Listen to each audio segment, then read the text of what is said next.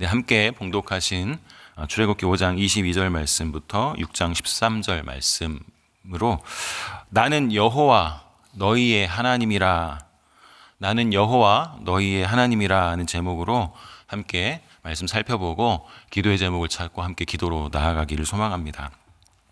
오늘 말씀 보면 하나님의 말씀을 따라 바로에게 나아갔다가 첫 번째 협상에서 실패하고 또 그 실패로 말미암아 백성의 원망을 또 안고 다시 하나님께 돌아와서 하나님 앞에 서 있는, 그리고 하나님의 말씀 앞에 서는 모세의 모습이 그려져 있습니다. 그리고 그 모세에게 하나님이 하시는 말씀, 그것이 오늘 본문 대략의 말씀이죠. 어제 말씀을 한번 떠올려 보십시오. 바로는 이렇게 질문합니다. 여호와가 누구이기에 내가 그의 말을 들어야 하는가? 히브리 노예들이 게을러서 핑계를 대는 것이니 더 가혹하게 일을 하도록 시켜야 한다. 이러한 상황에 백성들은 원망할 수밖에 없었겠고, 그 원망을 들은 모세는 하나님 앞에 탄식하고 따지듯이 찾아와서 말씀드리는 것입니다. 오늘 본문을 함께 대략적으로 한번 살펴보도록 하겠습니다. 22절부터 23절 말씀 화면 자막으로 좀 띄워주시면 22절과 23절입니다. 자막이 준비가 안 되셨나요? 네, 22절, 23절 성경을 보시고 제가 함께 읽겠습니다. 모세가 여호와께 돌아와서 아뢰되 주여 어찌하여 이 백성이 학대를 당하게 하셨나이까? 어찌하여 나를 보내셨나이까? 내가 바로에게 들어가서 주의 이름으로 말한 후로부터 그가 이 백성을 더 학대하며 주께서도 주의 백성을 구원하지 아니하시나이다. 처음 보냄받았던 모세와 바로의 첫 대면은 모세에게 협상의 실패로 돌아갔습니다. 그리고 이 모세는 하나님께 돌아가서 이렇게 이야기합니다. 주님, 어찌하여 이 백성이 학대를 당하게 하십니까? 어찌하여 나를 보내셨습니까? 그가 이 백성을 더 학대해서 주께서도 주의 백성을 구원하지 않으십니다. 주님, 아무것도 안 하실 거면 나를 왜 보내셨습니까? 모세의 탄식은 이런 것이었습니다. 성경에 더 나오진 않지만 아마도 모세의 마음이 이렇지 않았을까요? 주님, 나를 보냈으면 적어도 조금의 변화는 있어야 되는 거 아닙니까? 아마 이러한 마음으로 주님 앞에 따지고 있었던 건 아니었을까? 성경에 기록되어 있진 않지만 생각해 보자면 이런 마음이지 않았을까 싶습니다. 우리는 어떻습니까? 우리의 삶의 현장에, 우리의 직장에 하나님, 저를 선택하셔 보냈으면 저 때문에라도 내가 살고 있는 이 직장이, 우리 가정이, 또 상황이 조금이라도 바뀌어야 되지 않습니까? 하나님, 왜 나를 이곳에 보내셨습니까? 하나님 살아계시기는 한 것입니까? 이런 질문들이 우리 삶 가운데 동일하게 있지 않습니까? 오늘 본문은 그 모세에게 하나님께서 대답해 주시는 말씀입니다. 1절부터 5절까지는 하나님께서 나는 여호와다, 모세야 나는 여호와야 라고 말씀하시는 겁니다. 좌절하고 있는 이 모세에게 하나님이 말씀하십니다. 1절 말씀, 여호와께서 모세에게 이르시되 이제 내가 바로에게 하는 일을 내가 보리라. 강한 손으로 말미암아 바로가 그들을 보내리라. 강한 손으로 말미암아 바로가 그들을 그의 땅에서 쫓아내리라. 이제 내가 바로에게 하는 일을 네가 보리라. 이제 보게 될 거야. 도대체 뭐 하고 계십니까? 하나님 구원조차 하지 않고 하나님 아무것도 안 하고 계시는 거 아닙니까? 이렇게 탄식할 때 하나님께서 모세야, 이제 보게 될 거야. 이제 보게 될 거야. 이제부터 시작이야 라고 말씀하고 있는 것이죠. 그리고 하나님은 강한 손으로 말미암아 바로가 그들을 보내리라. 강한 손으로 말미암아 바로가 그들을 그의 땅에서 쫓아내리라 하고 말씀합니다.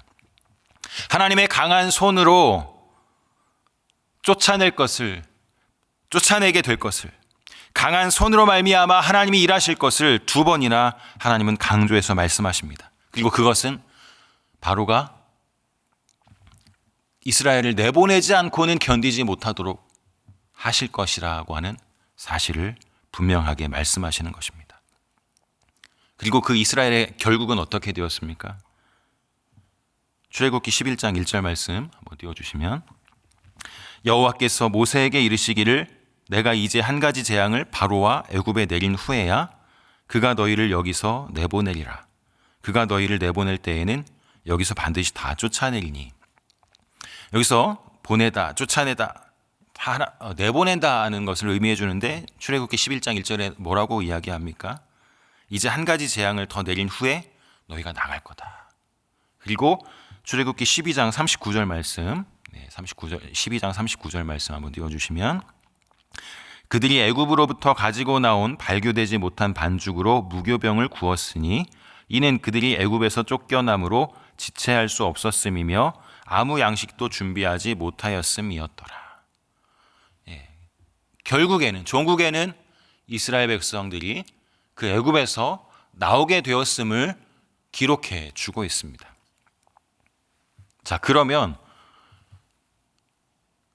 이제 시작될 거야, 이제 보게 될 거야 라고 말씀하셨던 하나님이, 그 하나님이 과연 누구이신가? 이제 2절부터 우리가 보게 되는 것이죠. 2절에 하나님이 모세에게 말씀하여 이르시되 나는 여호와이니라 그랬습니다. 하나님이 모세에게 하시는 말씀은 이제 보게 될 거야 라고 하시면서 나는 여호와다 이렇게 말씀하고 있는 것이죠. 앞서 5장 어제의 말씀을 보면 하나님 자신이 이스라엘의 하나님으로 소개해 주고 계십니다. 그리고 오늘 본문에서는 나는 여호와다, 내가 여호와야 이렇게 말씀하고 있는 것이죠. 메시지를 선포하기 전에 내가 누구다라고 밝히는 것은 고대 근동에서 왕들이 흔히 사용하던 말의 형식이었다고 합니다. 그러니까 하나님은 모세에게, 이스라엘에게 왕으로서 이야기를 하고 계시는 것이죠. 나는 여호와다. 그리고 3절 말씀, 4절 말씀에 내가 아브라함과 이삭과 야곱에게 전능의 하나님으로 나타났으나 나의 이름을 여호와로는 그들에게 알리지 아니하였고 가나안 땅 곧 그들이 거류하는 땅을 그들에게 주기로 그들과 언약하였더니. 이때 하나님은 모세에게, 선조들에게 하나님 자신을 여호와로 알리지 않고 다만 전능의 하나님으로만 나타났었다라고 하는 것을 이야기하면서 그들에게 땅을 주기로 언약했었다라고 하는 사실을 떠올려 줍니다. 이 부분에서 참 많이 멈추어서 고민을 하게 되었습니다. 여호와로는 그들에게 알리지 않았다는 것이 과연 무슨 의미일까? 지금까지는 여호와라는 이름을 쓰지 않고 이제부터 여호와라는 이름을 쓰시려고 하는 것일까? 이 고민 속에 참 많이 사로잡혀 있었는데 창세기 2장 4절을 한번 보여주시면, 이것이 천지가 창조될 때에 하늘과 땅의 내력이니 여호와 하나님이 땅과 하늘을 만드시던 날에. 창세기 2장부터 시작해서 하나님이 여호와 하나님, 여호와 하나님, 하나님의 이름이 그냥 하나님 혹은 여호와 아니라 여호와 하나님 또는 하나님, 여호와로 계속해서 사용되고 있었던 것. 그래서 그들의 선조들에게 적어도 들어봤던 이름이 여호와였다는 사실을 우리는 확인해 볼 수 있습니다. 그러면 여기서 여호와라고 하는 이름, 내가 여호와로는 그들에게 알리지 않았다는 말씀이 과연 어떤 말씀일까요? 여기서 여호와와 하나님의 이름의 뜻을 간단히 좀 구분해 볼 필요가 있는데요. 성경의 많은 부분에서 여호와 하나님으로 결합해서 많이 씁니다. 2장 4절에서도 좀 전에 보신 것처럼 여호와 하나님이 많이 쓰였습니다. 근데 여호와는 주로 어떤 의미였는가 성경의 용례를 살펴보면 스스로 있는 자로서 하나님의 고유하신 이름인데 택한 백성과의 언약을 지키시는 성실하시고 신실하신 하나님의 모습을 표현해 줄 때, 그것을 강조하려고 할 때 여호와라는 말씀을 많이 쓰게 되셨고, 하나님이라는 표현은 이방인을 포함한 모든 세계를 대상으로 해서 창조주, 통치자로서 절대적인 힘과 권위를 가지신 하나님을 표현할 때 하나님이라는 표현을 주로 쓰고 있는 것을 용례적으로 확인해 볼 수 있었습니다. 그러니까 다만 전능의 하나님으로 나타나고 하나님 자신을 여호와로 알리지 않으셨다라고 하는 것은 뒤에 이어지는 4절 말씀, 가나안 땅 곧 그들이 거류하는 땅을 그들에게 주기로 그들과 언약하였더니라고 하는 말씀을 근거로 해서 볼 때 하나님이 하나님의 약속, 하나님의 언약을 기억하고 그 약속을 성취해 주시는 신실하신 분이시다라고 하는 것을 말씀하려고 하는 것이다. 이것을 우리는 알 수 있습니다. 하나님은 언약의 여호와, 언약의 성취자이심을 여호와로 알려주겠다라고 말씀하시는 겁니다. 백성들은 여호와라고 하는 이름을 오래전부터 들어보긴 했을 것입니다. 그러나 이제부터는 이스라엘의 삶 가운데 종으로 살던 그 삶에서 하나님과 새로운 관계 안에서 나를 자유롭게 하시고 하나님의 백성 삼으실 그 하나님을, 약속의 하나님을 나의 하나님으로 다시 한번 묶여져서 새롭게 받아들이고 그분과 함께 살게 될 것을 하나님이 말씀하고 있다는 것이죠. 그래서 이제 출애굽 사건을 통해서 하나님이 어떠한 분이신지 이스라엘이 비로소 알게 될 것이다 라고 하는 것을 이야기해 주는 것입니다. 하나님과의 특별하고 새로운 관계가 다시 시작될 것을 말씀해 주는 하나님의 의미가, 하나님의 뜻이 담겨져 있는 것입니다. 하나님은 그들의 조상들에게 가나안 땅을 주기로 이미 약속을 하셨습니다. 그리고 5절 말씀에 이제 애굽 사람이 종으로 삼은 이스라엘 자손의 신음소리를 내가 듣고 나의 언약을 기억하노라 말씀하십니다. 하나님은 모세에게 왜 내가 출애굽 사역을 시작했는지 말씀해 주고 있는 것이죠. 애굽에서 신음하고 있는 히브리 노예들의 조상과의 약속을 지키기 위해서, 또 그들의 신음소리를 듣고 그 약속이 생각났고 기억하고 내가 그 약속을 지키려 한다라고 말씀하시는 겁니다. 나는 여호와다라고 말씀하신 하나님이 두 번째로 6절부터 8절에 나는 너희의 하나님이 될 것이다 라고 말씀하십니다. 6절부터 8절 말씀을 보시면 그러므로 이스라엘 자손에게 말하기를 나는 여호와라 내가 애굽 사람의 무거운 짐 밑에서 너희를 빼내며 그들의 노역에서 너희를 건지며 편 팔과 여러 큰 심판들로서 너희를 속량하며 너희를 내 백성으로 삼고 나는 너희의 하나님이 되리니 나는 애굽 사람의 무거운 짐 밑에서 너희를 빼낸 너희의 하나님 여호와인 줄 너희가 알지라. 내가 아브라함과 이삭과 야곱에게 주기로 맹세한 땅으로 너희를 인도하고 그 땅을 너희에게 주어 기업을 삼게 하리라. 나는 여호와라 하셨다 하라. 자, 이 부분이 세번역 성경을 보시면 조금 더 명확하게 하나님이 무엇을 강조하고 있는가를 보여주는데, 세번역 성경 출애굽기 6장 6절부터 8절 말씀 보시면 그러므로 너는 이스라엘 자손에게 말하라. 나는 주다. 분명하게 하나님께서 나라고 말씀하시면서 나는 주다. 나는 이집트 사람들이 너희를 강제로 부리지 못하게 거기에서 너희를 이끌어내고 그 종살이에서 너희를 건지고 나의 팔을 펴서 큰 심판을 내리면서 너희를 구하여 내겠다. 그래서 너희를 나의 백성으로 삼고 나는 너희의 하나님이 될 것이다. 그러면 너희는 내가 주 곧 너희를 이집트 사람의 강제 노동에서 이끌어낸 너희의 하나님임을 알게 될 것이다. 그러면 너희는 내가 주 곧 너희를 이집트 사람의 강제 노동에서 이끌어낸 너희의 하나님임을 알게 될 것이다. 내가 아브라함과 이삭과 야곱에게 주기로 손을 들어 맹세한 그 땅으로 너희를 데리고 가서 그 땅을 너희에게 주어 너희의 소유가 되게 하겠다. 나는 주다. 이 세번역 성경의 6절부터 8절 말씀을 잘 보시면 나를 강조하고 있는 것을 분명하게 확인할 수 있습니다. 신적 1인칭이라고 우리가 표현을 하는데, 신적 1인칭이라는 것이 어떤 의미겠습니까? 내가라고 할 때 하나님께서 이 모든 것의 주인으로서 하나님이 계획하시고 시작하시고 결말짓겠다고 하시는 것을 분명하게 강조하고 말씀하시는 것이죠. 이 출애굽의 모든 것이 하나님으로부터 시작해서 처음부터 끝까지 계획하고 주도하고 마치시는 분이 바로 하나님이시다. 다른 누구의 영향을 받는 것이 아니라 하나님께서 계획하시고 주도하시고 끝까지 이루실 것이다. 내가 하겠다. 이것을 분명하게 보여주는 것이죠.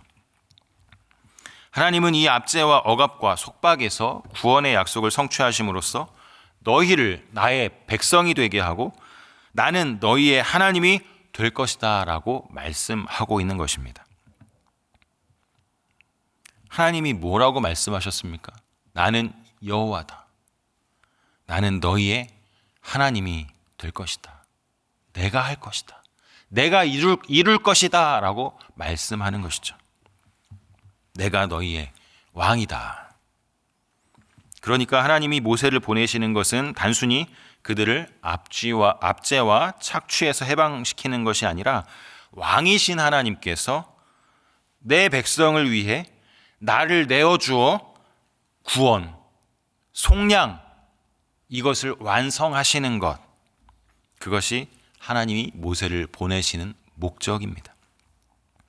그런데 9절 말씀 보니까 이스라엘은 이 사실을 온전히 받아들이지 못합니다. 9절 모세가 이와 같이 이스라엘 자손에게 전하나 그들이 마음의 상함과 가혹한 노역으로 말미암아 모세의 말을 듣지 아니하였더라. 그들은 하나님보다는 이 세상, 당장 눈앞에서 더 강한 압박으로, 더 강한 어려움으로 찾아오는 바로를, 이 세상을 더 두려워하고 있다는 것을 9절에서 보여줍니다.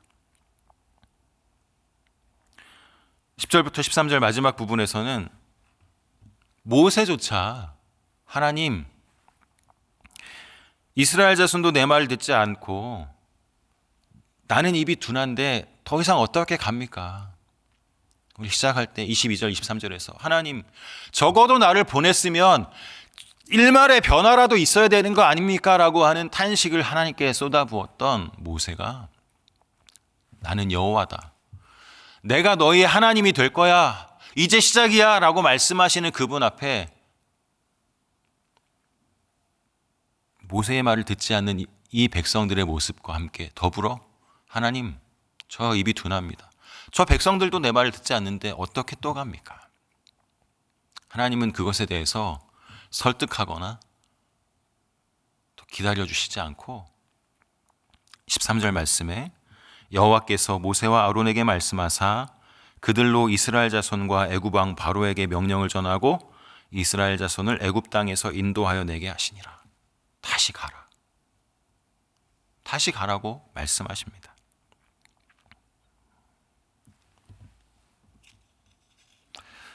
오늘 함께 살펴보았던 이 말씀을 한번 정리해 보기를 원합니다. 신음하고 부르짖었던 그 이스라엘을 외면하지 않으시고 그들과 했던 약속을 기억하시는 하나님, 그 하나님은 나는 여호와다. 난 너희의 왕이고 너희와 특별한 관계를 맺고 너희의 하나님이 될 것이다. 이렇게 말씀하십니다. 내가 모든 것을 처음부터 끝까지 해결하겠다 말씀하십니다. 그럼에도 불구하고 이스라엘 백성들은 눈앞에 다가온 가혹한 현실과 노역, 또 바로의 압박이 더 두려웠고 그로 말미암아 더 깊이 마음이 상했습니다. 보냄받았던 모세는 자신의 연약함을 핑계 삼아 맡겨주셨던 일을 피하려고 합니다. 하나님은 그에 반응하지 않으시고 다시 가라고 명령하고 계시죠. 왜 그랬을까요? 여호와 하나님으로서 특별한 관계 안에서 하나님이 이 모든 것을 하실 것이기 때문이었습니다. 그러면 오늘 주시는 이 말씀이 과거에 성경 속에 등장하는 어떤 하나의 이야기, 교훈 삼아야 될 이야기 정도일까요? 이 말씀이 오늘 나에게, 지금 우리에게 무엇을 말씀하고 있을까요? 저는 이 말씀을 계속해서 묵상하는 가운데 과거의 어떤 하나의 경험, 과거에 떠올려야 할 그림이 아니라 에베소서 말씀도 함께 떠올랐는데 에베소서 2장 말씀 보면 그는 허물과 죄로 죽었던 너희를 살리셨도다. 허물과 죄로 죽었던 너희를 살리시는 하나님. 긍휼이 풍성하신 하나님이 우리를 사랑하신 그 큰 사랑을 인하여 허물로 죽은 우리를 그리스도와 함께 살리셨고 너희는 그 은혜에 의하여 믿음으로 말미암아 구원을 받았으니 이것은 너희에게서 난 것이 아니요 하나님의 선물이라. 출애굽 시킬 때 이스라엘 백성들을 향하여 하나님이 내가 하겠다, 나는 여호와고 너희의 하나님이다라고 말씀하셨던 그 하나님이 과거 구약시대 그때 이야기처럼 그 당시에 계셨던 하나님만이 아니라 신약시대의 이방인 교회였던 에베소 교회를 향하여 사도 바울이 담대하게 전했던 이 복음처럼 바로 하나님께서 선물로 구원을 우리에게 주셨고 새 생명을 주셨고 허물과 죄로 죽었던 그 자리에서 우리의 자격이나 조건이 좋아서가 아니라 하나님이 긍휼이 많으신 분이시고 사랑이 많으신 분이시기에 우리를 살려주셨다고 하는 이 복음이 계속해서 동일하게 세대마다 전해지고 우리가 그 복음으로 새 생명을 살게 되었다는 것을 다시 한번 확인하게 됩니다. 살아계신 하나님, 나는 여호와다, 내가 일할 것이다 말씀하시는 우리 하나님은 구약 출애굽 시대에나 신약 시대에나 지금까지도 사랑이 많으시고 살아계시고 우리를 살리시는, 우리가 자격이 있거나 능력이 있거나 조건이 좋아서가 아니라 하나님이 사랑이 많으신 분이시다라고 하는 그 사랑의 근거에서 우리를 하나님의 백성으로 하나님의 자녀로 주님만 의지하며 살아가게 하시기를 원하시는 줄 믿습니다. 오늘 우리를 살리고 특별한 관계 안에서 내가 함께 하겠다, 내가 책임지겠다, 내가 공급하는 힘으로 살라고 말씀하시는 그 하나님보다 그 하나님의 반대편에서 서로 짓밟아야 된다, 이겨야 산다라고 말하는 이 세상의 가혹한 현실이 특별히 요즘같이 이렇게 어렵고 힘든 이 현실 속에서 더 그 현실이 더 크게 보이고 두려워 보이고 낙담해 있지 않는지, 우리 자신의 연약함과 마음의 상함과 심적인 두려움 때문에 혹여라도 내 믿음의 삶에 주춤함으로 넘어져 있진 않는지 우리 스스로를 돌아보면서 오늘 우리에게 말씀하시는 하나님, 출애굽 앞에 두었던 이스라엘에게 말씀하셨던 하나님처럼, 그리고 신약시대에 복음을 들었던 그 이방인들이 그 복음으로 주님 앞에 나오게 하셨던 그 하나님의 말씀처럼 오늘 지금 이 자리에서 하나님이 우리에게, 나에게 무엇이라고 말씀하고 계실까요? 나는 여호와다, 너희의 하나님이다. 성경의 한 구절이 아니라 함께 살펴보았던 것처럼 나는 여호와다, 너희의 왕이고 특별한 관계로 너와 함께하는 그 약속을 지키는 신실한 하나님이다. 그리고 내가 모든 것을 이루어갈 너희의 하나님이다. 이것이 오늘 지금 우리에게, 나에게 하나님이 하시는 말씀인 것입니다. 지금도 여전히 나는 여호와다, 너희의 하나님이다 라고 말씀하시는 우리 아버지 하나님을 똑바르게 바라보고 일어서고 다시 서는 은혜가 저와 여러분들에게 있기를 예수님의 이름으로 축원합니다.